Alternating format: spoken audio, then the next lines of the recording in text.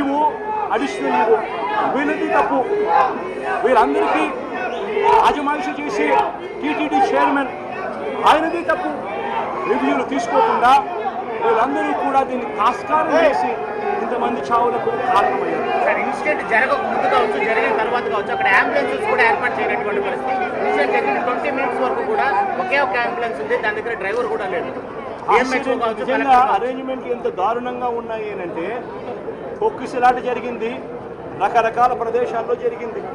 తప్పులన్నీ కూడా ప్రతి ప్రదేశంలోనూ కూడా ఇదే ఇన్అడెక్వేట్ పోలీస్ ఫోర్సు, అరేంజ్మెంట్స్ లేకపోవడము, ఇది క్లియర్గా కనిపిస్తూ ఉన్న తప్పిదం. ఇటువంటి తప్పిదంలో అంబులెన్స్ కనీసం పెట్టే కార్యక్రమం కూడా ప్రోటోకాల్లో భాగంగా ఉండాల్సినవి.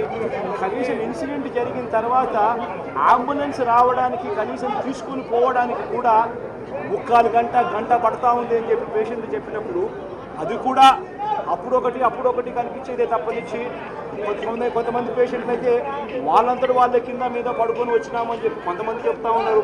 కొంతమంది ఏ వెహికల్ పడితే ఆ వెహికల్లో ఎవడైతే వాడు సహాయం చేసేవాళ్ళు సహాయం చేసుకొని తీసుకొచ్చినారు అని చెప్పి కొంతమంది చెప్తా ఉన్నారు. ఈ రకమైన పరిస్థితుల్లో పేషెంట్లు అందరూ కూడా హాస్పిటల్కి చేరిన పరిస్థితులు కనిపిస్తూ ఉన్నాయి. 10 రోజులు వైకుంఠ ద్వార దర్శనాలు